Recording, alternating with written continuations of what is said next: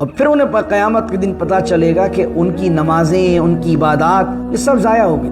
کس وجہ سے؟ مخلوق کو اذیت دینے کی وجہ سے، لوگوں کو پریشان کرنے کی وجہ سے، لوگوں کو اذیت دینے کی وجہ سے سارے اعمال اللہ نے برباد کر دیے۔ قیامت کے دن کیا ہوگا؟ حضور علیہ الصلوۃ والسلام نے پوچھا مفلس کون؟ صحابہ نے جواب دیا رسول اللہ مفلس تو وہ ہے جس کے پاس نہ درہم ہے نہ دینار ہے، کچھ نہیں۔ حضور نے فرمایا مفلس اللہ کے نزدیک وہ ہے جو کل قیامت کے دن نمازیں بھی لے کر آئے گا، روزے بھی لے کر آئے گا، زکاتیں بھی لے کر آئے گا، نیک اعمال لے کر آئے گا، لیکن کسی کا مال کھایا ہوگا، کسی کو تکلیف دی ہوگی، کسی پر ظلم کیا ہوگا، تو وہ لوگ اللہ کی بارگاہ میں اپنا بدلہ لینے کے لیے، بدلہ مانگنے کے لیے آ جائیں گے۔ تو اللہ رب العزت کیا کرے گا کہ اس کے نیکیوں کا ثواب ان لوگوں کو دلوائے گا جن پر اس نے ظلم کیا ہو، یہاں تک کہ اس کی نیکیاں ختم ہو جائیں گی۔ اب رب العزت کی بارگاہ کے اندر اور لوگ آ کر کہیں گے مالک اس نے ہمارا بھی مال کھایا ہے، اس نے ہم پر بھی ظلم کیا، اس نے ہمارے ساتھ بھی زیادتی کی ہے۔ اب اس کے اعمال میں تو جو نیکیاں تھیں وہ پہلے والے لے گئے، اس کے پاس تو کچھ بچا ہی نہیں نیکیاں دینے کے لیے۔ حضور جان عالم صلی اللہ علیہ وسلم فرماتے ہیں پھر اللہ رب العزت وہ لوگ جن پر ظلم ہوا تھا ان کے گناہ اس کے کھاتے میں ڈال دے گا، کیونکہ نیکیاں دینے کو نہیں ہے، تو اب کیا کرے گا اللہ رب العزت؟ اس کے گناہ بھی اس کے کھاتے میں ڈال دے گا۔ حضور نے فرمایا مفلس تو وہ شخص ہے جو قیامت کے دن تو بہت نیکیاں لے کر آیا تھا، لیکن جب رزلٹ آئے گا تو قیامت کے دن کچھ نہیں بچے گا اس کا۔ تو اللہ کی خفیہ تدبیر سے ڈرتے رہیں۔ ایسا نہیں سوچیے کہ آپ کے پاس اچھی جاب ہے، اچھا کاروبار ہے، کاروبار بہترین چل رہا ہے، پیسہ پر پیسہ آ رہا ہے، پیسہ پر پیسہ آ رہا ہے، آپ سمجھے یار اللہ کا بڑا انعام ہو رہا ہے مجھ پر، تو میرے پاس تو بہت پیسوں کی کمی نہیں ہے، میرے پاس تو اپورچونیٹیز کی کمی نہیں ہے۔ بعض اوقات اللہ اپنے نافرمانوں کو بھی اپورچونیٹیز دیتا ہے، کیوں؟ سنستدرجہم، انہیں ڈھیل دیتا ہے، کر لو جو کرنا، تاکہ قیامت کے دن ان کو جو پنشمنٹ ملے ان کے اعمال کی وجہ سے ملے۔ اللہ تعالیٰ اپنی حجت تمام کر رہا ہوتا ہے، تو اللہ سے ڈریے، اللہ سے ڈریے، ہمیشہ اللہ کی خفیہ تدبیر سے ڈریے کہ اللہ نے کس کے مقدر میں کیا لکھا ہے۔ کوئی نہیں جانتا ہے کہ اس کا خاتمہ کس معاملے پہ ہوگا۔ امام غزالی نے ایک واقعہ لکھا ہے، ایک شخص کعبے کا طواف کر رہا تھا اور بار بار ہر طواف کے چکر میں ایک ہی دعا مانگتا تھا، اللہ میرا ایمان پر خاتمہ کر دے، اللہ میرا ایمان پر خاتمہ کر دے۔ امام غزالی پوچھتے ہیں کہ میں نے طواف کے بعد اس سے پوچھا بھائی تیرے پاس کوئی اور دعا ہی نہیں ہے، تو یہی دعا کرتا ہے کہ اللہ میرا ایمان پر خاتمہ فرما دے؟ اس نے کہا حضور معاملہ یہ ہے احلل عقدۃ من لسانی یفقہوا قولی اللہم صلی علی سیدنا و مولانا محمد معدن الجود والکرم وآلہ وصحبہ وبارک وسلم والذین کذبوا بآیاتنا سنستدرجہم من حیث لا یعلمون صدق اللہ مولانا العظیم۔ سورہ اعراف کی آیت نمبر 182 ہے اور 9ویں سپارے کے ہم 13ویں رکوع کا آغاز کر رہے ہیں۔ اللہ رب العزت ارشاد فرماتا ہے والذین کذبوا بآیاتنا، اور وہ لوگ جنہوں نے ہماری آیات کو جھٹلایا، سنستدرجہم، ہم آہستہ آہستہ تدریجاً انہیں اپنے عذاب کی طرف لے جائیں گے، من حیث، اس حیثیت سے کہ لا یعلمون، انہیں خبر تک نہیں ہوگی کہ وہ اللہ کے عذاب کے کتنی نزدیک پہنچ چکے ہیں۔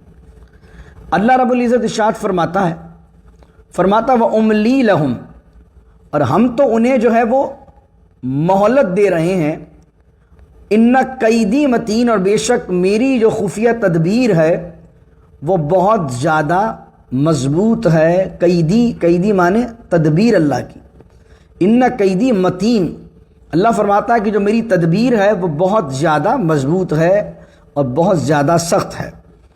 اس آیت میں اللہ رب العزت نے ان لوگوں کا بیان فرمایا ہے کہ جو لوگ اللہ رب العزت کی طرف سے انعامات ملتے ہیں تو وہ اور سرکشی میں بڑھ جاتے ہیں، اور وہ سمجھتے ہیں کہ اللہ رب العزت ہمیں نواز رہا ہے، ہمیں عطا فرما رہا ہے، اور بعض اوقات اللہ رب العزت کسی کو ڈھیل دیتا ہے، آدمی کو ڈھیل ملتی رہتی ہے، اچانک اللہ رب العزت کی پکڑ آتی ہے۔ تو آدمی کو اللہ کی خفیہ تدبیر سے ڈرنا چاہیے، جس کے اندر اللہ نے کہا وَأُمْلِي لَهُمْ، اور ہم انہیں مہلت دے رہے ہیں، ان قیدی متین، اور بے شک ہماری خفیہ تدبیر جو ہے وہ بہت مضبوط ہے۔ کس کے مقدر میں اللہ نے جہنمی ہونا لکھا ہے، کس کے مقدر میں اللہ نے جنتی ہونا لکھا ہے، یہ اللہ کی تدبیر ہی جانتی، ہم نہیں جانتے۔ کتنے لوگ ہیں کہ پوری زندگی نمازیں پڑھتے رہتے ہیں، نیکیاں کرتے رہتے ہیں، لیکن ان کے اعمال جو ہے وہ ایسے برے ہوتے ہیں کہ وہ اپنی نمازیں، اپنی عبادات، اپنے وظائف، اپنی ریاضت پر ان کا فوکس رہتا ہے، اور وہ سمجھتے ہیں کہ یار شاید میرے کاروبار، میرے معاملات، بزنس، یہ سارے کے سارے میرے چلتے جا رہے ہیں اور میں نماز ہی پڑھ رہا ہوں، لیکن وہ نہیں جانتے کہ ان سے ایسی حرکتیں سرزد ہو رہی ہیں کہ اللہ انہیں ڈھیل دے رہا، پکڑ نہیں رہا، اور پھر انہیں قیامت کے دن پتہ چلے گا کہ ان کی نمازیں، ان کی عبادات یہ سب ضائع ہو گئے۔ کس وجہ سے؟ مخلوق کو اذیت دینے کی وجہ سے، لوگوں کو پریشان کرنے کی وجہ سے، لوگوں کو اذیت دینے کی وجہ سے سارے اعمال اللہ نے برباد کر دیے ان کے۔ قیامت کے دن کیا ہوگا؟ حضور علیہ السلام نے پوچھا مفلس کون؟ صحابہ نے جواب دیا رسول اللہ مفلس تو وہ ہے جس کے پاس نہ درہم ہے، نہ دینار ہے، کچھ نہیں ہے۔ حضور نے فرمایا مفلس اللہ کے نزدیک وہ ہے جو کل قیامت کے دن نمازیں بھی لے کر آئے گا، روزے بھی لے کر آئے گا، زکاتیں بھی لے کر آئے گا، نیک اعمال لے کر آئے گا، لیکن کسی کا مال کھایا ہوگا، کسی کو تکلیف دی ہوگی، کسی پر ظلم کیا ہوگا، تو وہ لوگ اللہ کی بارگاہ میں اپنا بدلہ لینے کے لیے، بدلہ مانگنے کے لیے آ جائیں گے۔ تو اللہ رب العزت کیا کرے گا کہ اس کے نیکیوں کا ثواب ان لوگوں کو دلوائے گا جن پر اس نے ظلم کیا ہو، یہاں تک کہ اس کی نیکیاں ختم ہو جائیں گی۔ اب رب العزت کی بارگاہ کے اندر اور لوگ آ کر کہیں گے مالک اس نے ہمارا بھی مال کھایا ہے، اس نے ہم پر بھی ظلم کیا، اس نے ہمارے ساتھ بھی زیادتی کی ہے۔ اب اس کے اعمال میں تو جو نیکیاں تھیں وہ پہلے والے لے گئے، اس کے پاس تو کچھ بچا ہی نہیں نیکیاں دینے کے لیے۔ حضور جان عالم صلی اللہ علیہ وسلم فرماتے ہیں پھر اللہ رب العزت وہ لوگ جن پر ظلم ہوا تھا ان کے گناہ اس کے کھاتے میں ڈال دے گا، کیونکہ نیکیاں دینے کو نہیں ہے، تو اب کیا کرے گا اللہ رب العزت؟ اس کے گناہ بھی اس کے کھاتے میں ڈال دے گا۔ تو حضور نے فرمایا مفلس تو وہ شخص ہے جو قیامت کے دن تو بہت نیکیاں لے کر آیا تھا، لیکن جب رزلٹ آئے گا تو قیامت کے دن کچھ نہیں بچے گا اس کے پاس۔ تو اللہ کی خفیہ تدبیر سے ڈرتے رہیں۔ ایسا نہیں سوچیے کہ آپ کے پاس اچھی جاب ہے، اچھا کاروبار ہے، کاروبار بہترین چل رہا ہے، پیسہ پر پیسہ آ رہا ہے، پیسہ پر پیسہ آ رہا ہے، آپ سمجھے یار اللہ کا بڑا انعام ہو رہا ہے مجھ پر، تو میرے پاس تو بہت پیسوں کی کمی نہیں ہے، میرے پاس تو اپورچونیٹیز کی کمی نہیں ہے۔ بعض اوقات اللہ اپنے نافرمانوں کو بھی اپورچونیٹیز دیتا ہے، کیوں؟ سنستدرجہم، انہیں ڈھیل دیتا ہے، کر لو جو کرنا، تاکہ قیامت کے دن ان کو جو پنشمنٹ ملے ان کے اعمال کی وجہ سے ملے۔ اللہ تعالیٰ اپنی حجت تمام کر رہا ہوتا ہے، تو اللہ سے ڈریے، اللہ سے ڈریے ہمیشہ، اللہ کی خفیہ تدبیر سے ڈریے کہ اللہ نے کس کے مقدر میں کیا لکھا ہے۔ کوئی نہیں جانتا ہے کہ اس کا خاتمہ کس معاملے پہ ہوگا۔ امام غزالی نے ایک واقعہ لکھا ہے، ایک شخص کعبے کا طواف کر رہا تھا اور بار بار ہر طواف کے چکر میں ایک ہی دعا مانگتا تھا، اللہ میرا ایمان پر خاتمہ کر دے، اللہ میرا ایمان پر خاتمہ کر دے۔ امام غزالی پوچھتے ہیں کہ میں نے طواف کے بعد اس سے پوچھا بھائی تیرے پاس کوئی اور دعا ہی نہیں ہے، تو یہی دعا کرتا ہے کہ اللہ میرا ایمان پر خاتمہ فرما دے؟ اس نے کہا حضور معاملہ یہ ہے کہ میں اللہ کی خفیہ تدبیر سے ڈرتا ہوں۔ میرا ایک بھائی جس نے مسجد میں امامت کی فی سبیل اللہ، اور میرا ایک بھائی جس نے مسجد میں اذانیں دی فی سبیل اللہ، کوئی پیسہ پائی نہیں، لیکن جب ان کا خاتمہ ہوا تو خاتمہ ایمان پر نہیں ہوا۔ ایک نے قرآن کو منگایا، ہم سمجھے کہ برکت لے گا، اس نے کہا قرآن میں جتنے بھی احکامات ہیں میں سب سے بیزار ہوں۔ وہ مرتے مرتے وہ بندہ کہ جس نے مسجد کی خدمت کی تھی، وہ بندہ جس نے نمازیں پڑھائی تھی بغیر پیسوں کے۔ تو امام غزالی پوچھتے ہیں کہ بھائی تیرے ان بھائیوں کا اعمال، تیرے ان بھائیوں کا ایسا کیسے ہو گیا معاملہ؟ تو وہ کہنے لگا کہ میرا بھائی جو خوبصورت لڑکے ہوتے تھے ان میں دلچسپی لیتا تھا، اور ایک دوسرے بھائی کے بارے میں ایک اور برائی بیان کی، فرمایا وہ دو برائیاں ان کو لے ڈوبی۔ تو پتہ کیا چلا؟ کسی بھی غلطی کو، کسی بھی جرم کو ہلکا نہ سمجھی کہ یار اگر میں یہ کر رہا ہوں لیکن ساتھ میں نماز بھی تو پڑھ رہا ہوں نا، یا ساتھ ساتھ اگرچہ میں یہ کام بھی کر رہا ہوں تو ساتھ میں اس کے بدل میں یہ کام بھی تو کر رہا ہوں نا۔ ہو سکتا ہے کہ وہ جو آپ ظلم و زیادتی کر رہے ہیں، آپ جو پریشانی لوگوں کے لیے پیدا کر رہے ہیں، وہ آپ کے لیے اتنی بڑی ہو جائے کہ مرتے وقت آپ نے کتنی زندگی کے اندر نیکیاں کی ہوں، اللہ تعالیٰ آپ کا ایمان لے جائے۔ اللہ کی خفیہ تدبیر سے ڈریے۔ حضور علیہ السلام نے فرمایا ایک آدمی ہوتا ہے کہ وہ نیکیاں کرتا رہتا ہے، کرتا رہتا ہے، کرتا رہتا ہے، اور پھر آخر میں ایسا جرم کر دیتا ہے کہ اللہ تعالیٰ اس کا نام جہنمیوں میں لکھ دیتا ہے۔ اور ایک آدمی ہے جو برائیاں کرتا رہتا ہے، کرتا رہتا ہے، کرتا رہتا ہے، اور کوئی نیکی ایسی کر دیتا ہے کہ اللہ تعالیٰ اس کا نام جنتیوں میں لکھ دیتا ہے۔ کوئی نہیں جانتا مرنے سے پہلے کہاں جائے گا، کوئی نہیں جانتا، کوئی نہیں جانتا کہ خاتمہ کب ہوگا، کس معاملے پر ہوگا۔ تو اللہ کی خفیہ تدبیر سے ڈریے، اور اللہ کہہ رہا سنستدرجہم، آہستہ آہستہ ان کو نافرمانی کے راستے کے اوپر جب وہ چلے جاتے ہیں تو ہم آہستہ آہستہ ان کو اپنی پکڑ میں، سخت گرفت میں لیتے ہیں، اس حیثیت میں کہ لا یعلمون، انہیں خبر بھی نہیں ہوتی۔ پھر آگے فرمایا اولم یتفکروا ما بصاحبہم من جنہ ان ہوا الا نذیر مبین، اور فرمایا کیا وہ غور و فکر نہیں کرتے کہ ان کے صاحب کے ساتھ جنون کا کوئی تعلق نہیں، ان ہوا الا نذیر مبین، اور وہ تو صاف صاف اللہ کا ڈر سنانے والے ہیں۔ ہوا کیا ہے کہ نبی کریم صلی اللہ علیہ وسلم صفا کی پہاڑ پر چڑھ جاتے اور رات گئے تک آپ کفار قریش کے قبیلوں کا نام لے کر، ایک ایک بندے کا نام لے کر دین کی دعوت دیتے اور کہتے اللہ سے ڈرو، اگر اس کو نہیں مانو گے تو اللہ کا عذاب آئے گا، اللہ سے ڈراتے۔ تو نبی کریم علیہ السلام اتنی زیادہ تبلیغ کرتے اور ان کو اتنی زیادہ اصرار کرتے کہ دیکھو اللہ کو مانو، کہیں ایسا نہ ہو کہ تمہیں عذاب آ کر پکڑ لے۔ تو ان میں سے چند لوگوں نے معاذ اللہ حضور علیہ السلام کے بارے میں کہنا شروع کر دیا کہ حضور نے قیامت کو اور آخرت کو اور عذاب کو اپنے ذہن پر اتنا حاوی کر لیا ہے کہ معاذ اللہ آپ جو ہے وہ آپ پر جنون طاری ہو گیا۔ اللہ رب العزت نے فرمایا اولم یتفکروا ما بصاحبہم، کیا وہ غور نہیں کرتے؟ ما بصاحب، یہ نبی جو ان کو اپنی صحبت کا شرف دینے والا ہے، من جنہ، کہ اس کا جنون سے، مجنون ہونے سے کوئی تعلق نہیں، ان ہوا الا نذیر مبین، اس کو تو میں نے بنا کر ہی یہ بھیجا ہے کہ یہ اللہ کے عذاب سے اس کی نافرمانی کرنے والوں کو ڈرائے۔ پھر آگے فرمایا اولم ینظروا فی ملکوت السماوات، کہ انہوں نے آسمان اور زمین کی بادشاہی میں غور نہیں کیا، وما خلق اللہ من شیء، اور جو چیز اللہ نے پیدا کی ہے اس میں غور نہیں کیا کہ کون ہے جو نظام ہستی چلا رہا ہے، کون ہے جو کائنات کو چلا رہا ہے۔ وَأَنْ عَسَىٰ أَن يَكُونَ قَدِ اقْتَرَبَ أَجَلُهُمْ، اس بات میں غور نہیں کیا کہ شاید ان کی موت کی مدت نزدیک آ چکی ہو۔ کائنات میں غور کرتے، ہر چیز کے بنانے میں غور کرتے، اور وَعَسَىٰ أَن يَكُونَ قَدِ اقْتَرَبَ أَجَلُهُمْ، اور اس پہ غور نہیں کرتے کہ عمر کتنی گزر چکی اور کتنی باقی۔ اس لمحے اگر موت آ گئی تو میں کہاں کھڑا ہوں؟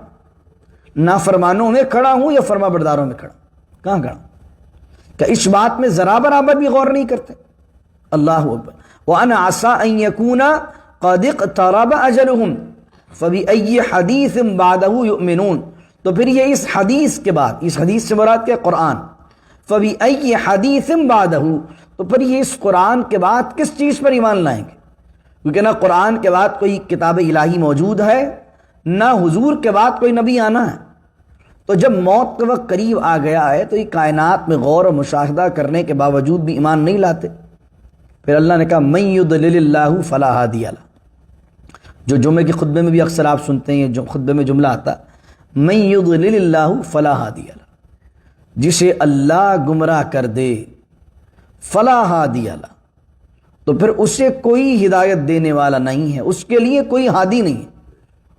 ہادی اللہ کی ذات ہے، ہدایت اللہ دیتا ہے، گمراہ اللہ کرتا ہے، لیکن مجبوراً جبراً نہیں کرتا۔ آدمی کے اپنے اختیار میں ہوتا ہے، وہ جو راستہ اختیار کرتا ہے اللہ وہ کر دیتا ہے اس کے ساتھ۔ تو من یضلل اللہ فلا ہادی، اور کل جو آیت آئی تھی وہ کیا تھی؟ من یہد اللہ فہو المہتدی، اور ہدایت نہیں دیتا ہے اللہ، اور جس کو اللہ ہدایت دے فہو المہتدی، وہی ہدایت والا۔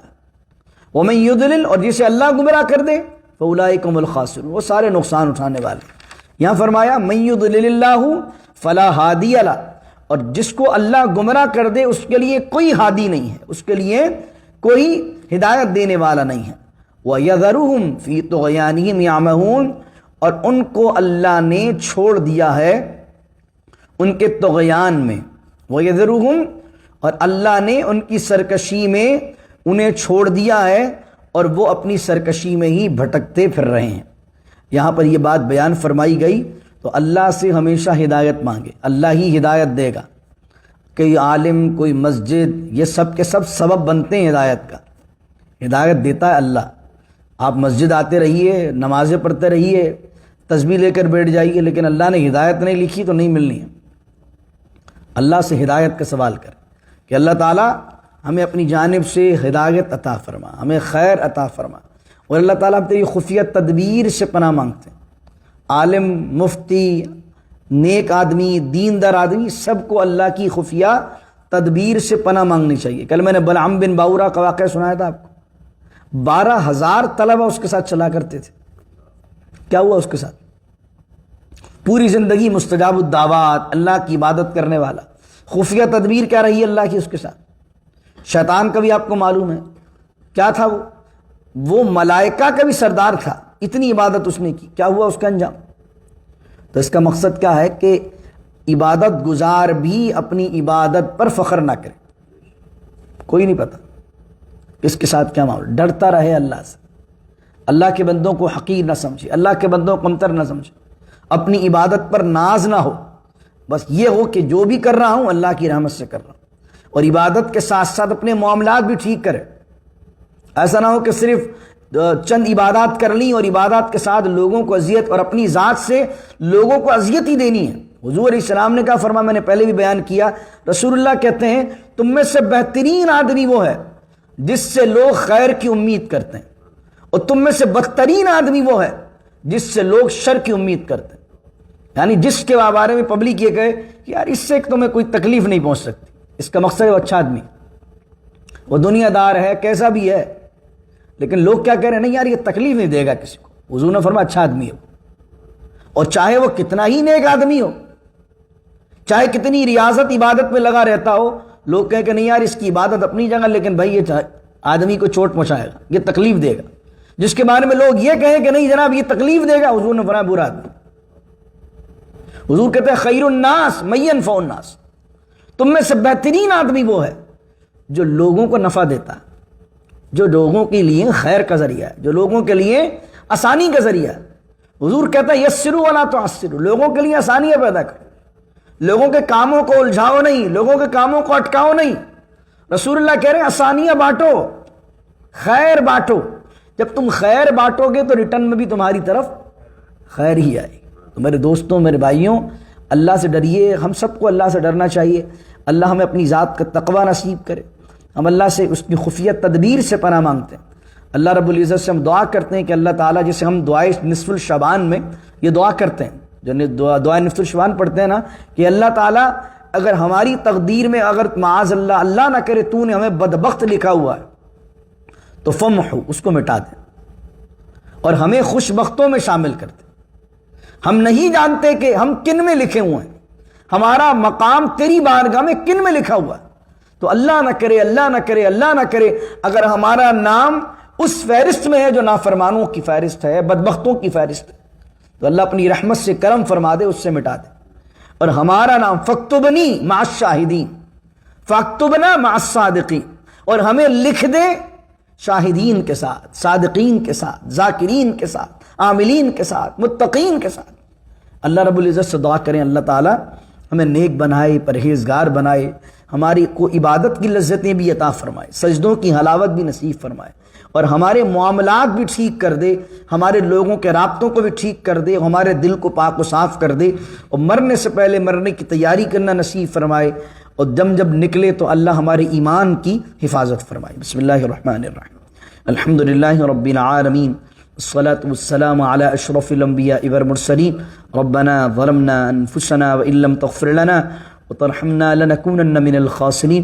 رب اجعل لي مقيم الصلاة ومن ذريتي ربنا وتقبل دعاء. ربنا اغفر لي ولوالدي وللمؤمنين يوم يقوم الحساب. ان الله وملائكته يصلون على النبي يا ايها الذين آمنوا صلوا عليه وسلموا تسليما. اللهم صل على سيدنا ومولانا محمد معدن الجود والكرم وآله وصحبه وبارك وسلم. سبحان ربك رب العزة عما يصفون وسلام على المرسلين الحمد لله رب العالمين. لا إله إلا الله محمد رسول الله صلى الله عليه وسلم.